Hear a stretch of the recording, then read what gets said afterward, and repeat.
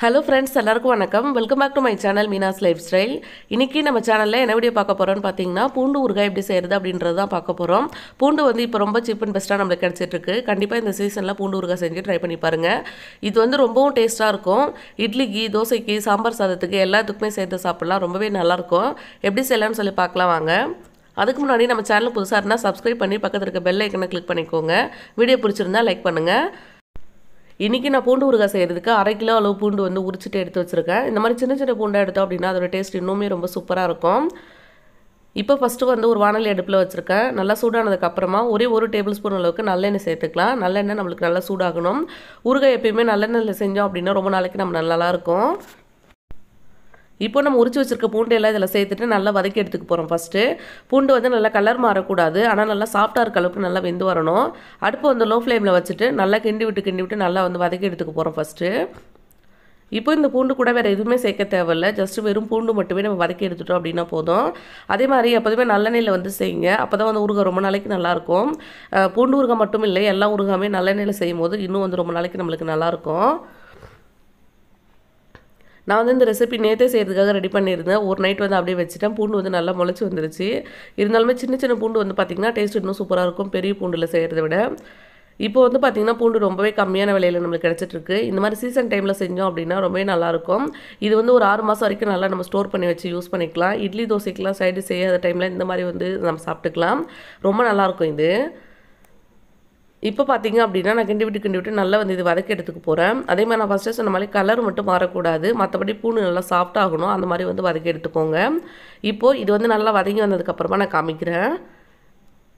இதுக்கு முன்னாடியே நம்ம சேனலில் வந்து பார்த்திங்கன்னா எலுமிச்சை ஊறுகாய் எப்படி பண்ணுறது அப்படின்றதும் வீடியோ இருக்குது. அதோட லிங்க் வந்து கீழே டிஸ்கிரிப்ஷனில் கொடுக்குறேன், கண்டிப்பாக செக் பண்ணி பாருங்கள். அதுவுமே வந்து பார்த்திங்கன்னா ரொம்ப சூப்பராக இருக்கும். ரொம்ப நாள் வந்து ஸ்டோர் பண்ணி ரொம்ப சிம்பிளான ரெசிபி தான். அதுவுமே வந்து செஞ்சு ட்ரை பண்ணி பாருங்கள் நீங்கள். இப்போ இது மாதிரி ஒவ்வொரு சீசனில் கிடைக்கும் போது நம்ம செஞ்சு வச்சுட்டோம் அப்படின்னா 6 மந்த் வரைக்கும் அழகாக நம்ம யூஸ் பண்ணிக்கலாம். இப்போ பார்த்தீங்க அப்படின்னா நல்லா கிண்டி விட்டு இது வந்து நல்லா வதக்கிட்டேன். இப்போ நான் உங்களுக்கு காமிக்கிற பாருங்கள், இந்த அளவுக்கு வந்து நல்லா வதங்கியிருக்கணும்.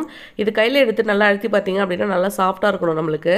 அந்தளவுக்கு வந்துருச்சு அப்படின்னா ரெடி ஆகிடுச்சு. இப்போ இது வந்து நல்லா ஆற வச்சுட்டு மிக்ஸியில் சேர்த்து 1 பாதியாக வந்து அரைச்சி எடுத்துக்கோங்க. நல்லா வந்து ஃபைன் பேஸ்ட்டாக அரைக்கக்கூடாது, லைட்டாக வந்து அரைச்சி எடுத்துக்கோங்க. இப்போ அதை அரைச்சி எடுத்ததுக்கு அப்புறமா இது எப்படி தாளிக்கிறது அப்படின்றத பார்த்துடலாம். மறுபடியும் வந்து அதே கடாய் வந்து நடுவில் வச்சுருக்கேன். ஊறுகாய் செய்கிறதெல்லாம் வந்து இரும்பு கடாயில் செஞ்சோம் அப்படின்னா இன்னுமே வந்து டேஸ்ட்டு சூப்பராக இருக்கும். இப்போது கடாயில் தேவையான அளவுக்கு நான் எண்ணெய் சேர்த்துக்கிறேன். 1/2 கிலோ அளவு பூண்டு எடுத்திருக்கேன், அதுக்கு தேவையான அளவுக்கு மட்டும் எண்ணெய் சேர்த்துக்கோங்க. இப்போதுமே வந்து பார்த்திங்கன்னா நல்லெண்ணெய் தான் சேர்த்துருக்கேன். எண்ணெய் நம்மளுக்கு நல்லா சூடாகணும் ஃபஸ்ட்டு. இதை சூடானதுக்கப்புறமா நம்ம கடுகு சேர்த்துக்கலாம். கடுகு சேர்த்து கடுகு நல்லா பொரிஞ்சு வரணும். இப்போ நான் தேவையான அளவுக்கு கடுகு சேர்த்துட்டேன். கடுகு வந்து நல்லா பொரிஞ்சு வரட்டும். இந்த ஸ்டேஜில் உங்களுக்கு தேவைப்பட்டது அப்படின்னா கடுகு நல்லா பொரிஞ்சதுக்கப்புறமா கருவேப்பிலை கூட நீங்கள் சேர்த்துக்கலாம். ரொம்ப நாள் ஸ்டோர் பண்ணி வைக்கிறோம் அப்படின்றதெல்லாம் நான் கருவேப்பிலை வந்து சேர்க்கல. நீங்கள் தேவைப்பட்டது அப்படின்னா சேர்த்துக்கோங்க. நம்ம ஃப்ரிட்ஜில் தான் வச்சு யூஸ் பண்ண போகிறீங்க அப்படின்னா ஃப்ரெஷ்ஷாக இருக்க கருவேப்பிலை கூட நீங்கள் சேர்த்துக்கலாம்.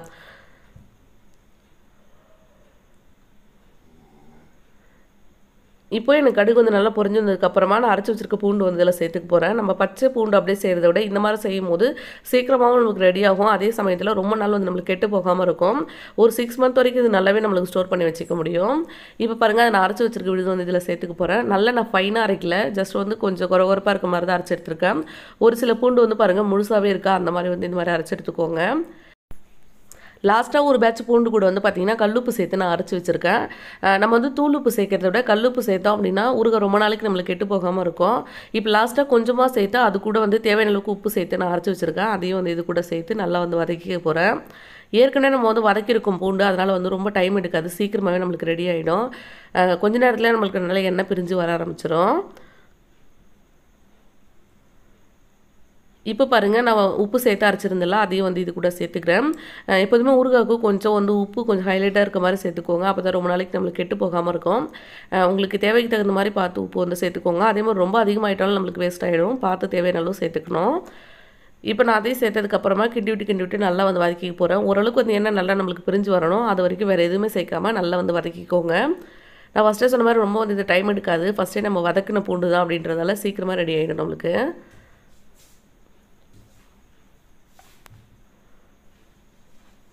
இப்போ இது கிண்டி விட்டு இது மாதிரி நல்லா வதக்கி எடுத்ததுக்கு அப்புறமா நம்ம தேவையான அளவுக்கு மிளகாத்தூள் சேர்க்க போகிறோம்.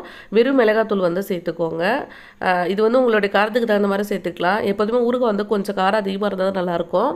அது மாதிரி நீங்கள் பார்த்து சேர்த்துக்கோங்க. ரொம்ப காரம் கம்மியாக சேர்த்திங்க அப்படின்னாலும் ரொம்ப நாள் நம்மளால் ஸ்டோர் பண்ணிக்க முடியாது. பார்த்துட்டு உங்கள் காரத்துக்கு தகுந்த மாதிரி நீங்கள் சேர்த்துக்கோங்க. இதே மாதிரி வெறும் பூண்டு ஊறுகாய் செய்யலாம். அப்படி இல்லைன்னா தக்காளி சேர்த்து கூட தக்காளி பூண்டு ஊறுகாய் கூட செய்யலாம். அது வந்து இன்னொரு ரெசிப்பியில் வந்து உங்களை கண்டிப்பாக ஷேர் பண்ணுறேன். இப்போ நான் சேர்த்துருக்க அளவுக்கு மிளகாத்தூள் வந்து நல்லா மிக்ஸ் பண்ணி விட்டுக்கிறேன். இதுவே வந்து எனக்கு காரத்துக்கு போதுமானதாக இருக்கும். சேர்த்து இது வந்து நல்லா மிக்ஸ் பண்ணி விட்டுக்கலாம். அதே மாதிரி இதில் தண்ணி அது மாதிரி கொஞ்சம் கூட சேர்க்கக்கூடாது. அதேமாதிரி நல்லா ஆறுனதுக்கு அப்புறமா தான் நீங்கள் வந்து பாட்டிலில் போட்டு ஸ்டோர் பண்ணணும். ஆறுறதுக்கு முன்னாடி ஸ்டோர் பண்ணிட்டீங்க அப்படின்னாலுமே நம்மளுக்கு வந்து சீக்கிரமாக வந்து கெட்டு போயிடும்.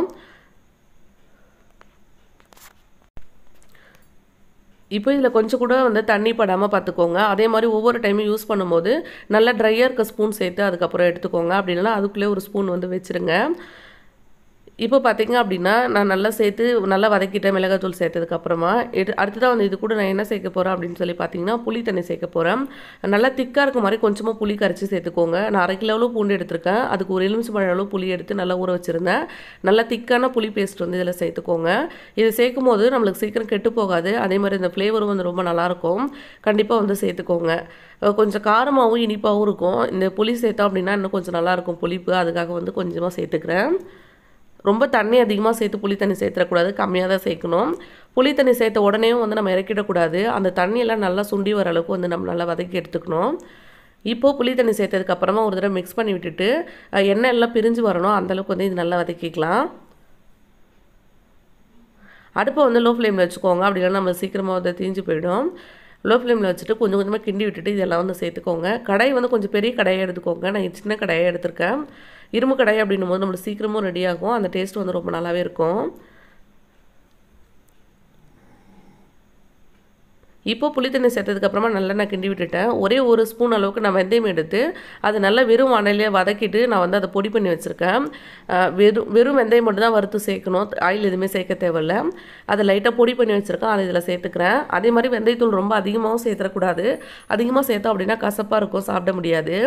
நீங்கள் எந்த அளவுக்கு பூண்டு எடுத்துருக்கீங்களோ அதுக்கு தகுந்த மாதிரி அளவாக வந்து சேர்த்துக்கோங்க. இது கிட்டத்தட்ட வந்து பார்த்திங்கன்னா 1 ஸ்பூன் அளவு தான் இருக்கும். அந்தளவுக்கு நான் சேர்த்துருக்கேன்.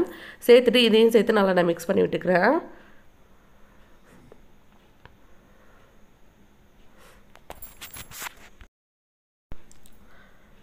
அவ்வளோதான். இப்போ ஓரளவுக்கு வந்து நம்மளுக்கு ரெடி ஆகிடுச்சு. ஃபைனலாக வந்து இது கூட நான் கொஞ்சமாக வெல்லம் சேர்த்துக்கிறேன். லைட்டாக ஒரு இனிப்பும் சேர்ந்து கிடைக்கும். அப்போ ரொம்ப நல்லாயிருக்கும். ரொம்ப காரம் அதிகமாக இருக்கும் இல்லையா பூண்டு. அது நான் வந்து சின்ன சின்ன பூண்டு எடுத்திருக்கேன். காரம் ரொம்ப அதிகமாக இருக்கும். அதனால் கொஞ்சமாக வெல்லம் சேர்த்துக்கிறேன். பெருசாக இதில் வந்து இனிப்பு எதுவுமே தெரியாது. வெல்லம் சேர்க்கறதால இனிப்பாக இருக்குமோ அப்படின்னு சொல்லி நினைக்க தேவையில்ல. காரம் வந்து நல்லா பேலன்ஸ் பண்ணி கொடுக்கும். ரொம்ப டேஸ்ட்டாக இருக்கும். அதுக்காக வந்து சேர்த்துக்கிறேன். ரொம்ப அதிகமாகவும் சேர்க்கல. கொஞ்சமாக தான் நான் சேர்த்துருக்கேன். சேர்த்துட்டு இதையும் சேர்த்து நல்லா நம்ம மிக்ஸ் பண்ணிக்கலாம். இப்போ மிக்ஸ் பண்ணிவிட்டு கொஞ்சம் எண்ணெயெல்லாம் நல்லா பிரிஞ்சு வரணும். பிரிஞ்சு வந்ததுக்கப்புறமா அடுப்பு வந்து ஆஃப் பண்ணிடலாம்.